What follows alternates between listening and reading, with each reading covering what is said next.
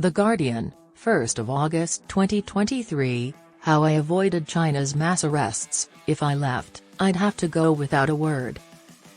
People who want to leave China must do it covertly without the authorities knowing their intentions. My wife informed me that our buddy Dilber was waiting for her after a seminar on film directing. While filming in Kashgar, we had the pleasure of dining with Dilber. As a result of getting into fights while intoxicated in his hostel, Dilber's acting student son at the Xinjiang Arts Institute might be expelled. Dilber traveled to Urumqi to beg school officials to allow him to continue his studies. When we first saw Dilber at the gate, she was in tears. She informed us of recent occurrences in Kashgar. Mass arrests inundated Kashgar's detention facilities. Detention facilities were converted from workplaces, schools, and hospitals, and new study centers were constructed outside the city. Fear was pervasive. Several pious Uyghurs from Xinjiang were detained, and anyone who had traveled overseas. Dilber had taken a group of exceptional employees on a week-long vacation to Dubai, which was exciting for some who had never traveled outside their country. The Kashgar police called Dilber and pleaded with her to return immediately. She was afraid that if she went back, she would be arrested. Dilber was not up for the lunch invitation that we extended to her. She sadly murmured, "Next time," but no one was certain as to when, if at all, that day would come. Marhaba, and I walked away. Marhaba immediately called my mother in Kashgar to find out how she was doing. When I turned on the car, my mother assured me that, for the time being, my relatives in Kashgar were secure. 3 days later, I was working at my office when a former roommate from Kashgar's re-education through labor camp called. In 1996, I was detained at the China-Kyrgyzstan border on spurious claims that I was attempting to smuggle illicit and secret items out of the country. I spent a year and a half in Urumqi prison before completing 3 years of labor-based rehabilitation. After being freed, I lost my teaching position and returned to Urumqi without a job, money, or a place to live.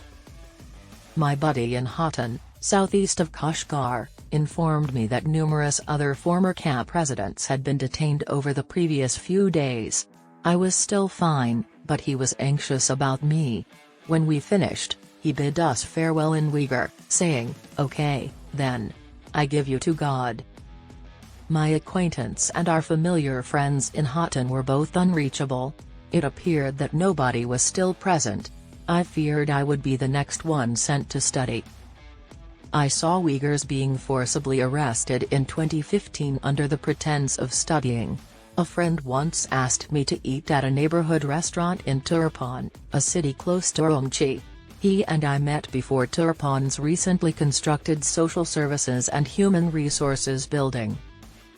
An Uyghur man wearing a police uniform sat in the guardhouse adjacent to the office's bolted closed gate.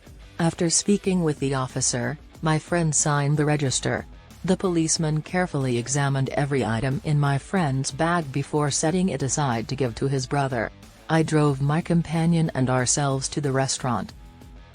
The old offices in the city center had little time to move when new offices were built on the outskirts of town before a study center opened in the new building. The government was to send all religiously educated Uyghurs from 4 villages in Turpan district to the facility for 60 days of training, providing food and lodging on site. They would not be permitted to leave the center without extenuating circumstances. Gentle Farmer and my friend's older brother were taken to the center due to his early exposure to religion. My friend described the process by which the authorities determine if the graduates of the study facility had undergone a reformation. The security team in each area keeps track of the graduates and evaluates their level of reformation. One graduate was transferred to a more rigorous correctional facility for breaking the rules by worshipping in a mosque outside his community. Detention facilities were inaugurated in Turpan 2 years earlier as a test run for the larger ones in Kashgar, Hotan, and other southern regions. While some believed the detentions would end after a few months, The government's position has gradually made it evident that this campaign will not be as straightforward as initially thought. Numerous Uyghurs were ordered by the neighborhood police stations to return to their hometowns, leaving the Dewan neighborhood desolate. Asena, our daughter, was having a bad day at school and spending much time alone in her room. She informed us that some of her classmates, including her close friends, had vanished and returned to their hometowns.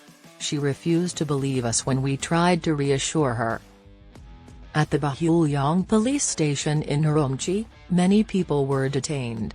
100 to 200 Uyghurs were carried onto 2 buses by armed special police as witnesses stood motionless. The occurrence caused the atmosphere to become eerily chilly. News of the arrests began to circulate a month later. Every day, hundreds of Uyghurs were called into dozens of police stations from all across the city and taken there to study. By then, we realized that the study centers were concentration camps. People were merely informed they would study when they received a phone summons to the neighborhood committee office or the police station, and they were then taken away. I kept hearing about friends and acquaintances being abducted. Late in May, I got a call from a young author I had previously collaborated with. When he arrived at the police station, he was informed that he would be sent to study. According to the police, he may avoid detention if an officer speaks out for him. To find a police officer, he started dialing everyone he knew. I had some business to attend to visit the offices of the Xinjiang television station. I replied, I only could know the officers that detained and interrogated me. He remained still for a while. Okay, I apologize for bothering you. He ended the call. I learned he had been arrested the following day. How police chose which suspects to detain in Kashgar and Urumqi remains a mystery. The first targets of the arrests included devout people, frequent travelers, and people who had jobs outside of the state system. However, later arrests also included other people. When someone questioned the police about their arrest, they were told their name was on a list. My companions and I believe that computer programs produced the lists we debated. A new networked police system has people concerned. We discovered that the police have been tagging people they deem dangerous based on gathered data utilizing the Integrated Joint Operations Platform, IJOP, since late 2016. At police checks, these dots, connected to people's ID cards, set off an alert. Anyone sporting a dot is immediately taken into custody. In the past, the police were legally compelled to notify the suspect's family if they apprehended someone. Family members might ask the police station to find out where the person was detained if this provision was disregarded. Family members might visit them in custody if they were being jailed for a political offense and send them essentials. It became evident that this was no longer the case as mass arrests continued and people dissipated into thin air. Though I couldn't risk being seen, I would cast a quick glimpse at the Uyghurs waiting in the police station courtyard. My family members had not yet been detained. After midnight, the authorities arrested my friend's younger brother, who was a technician at a TV station. The TV station's officials hesitated to ask about his whereabouts even though his being a team member, citing sensitive circumstances. No Uyghur could genuinely be protected if such things could happen to the staff at significant government institutions like the TV station.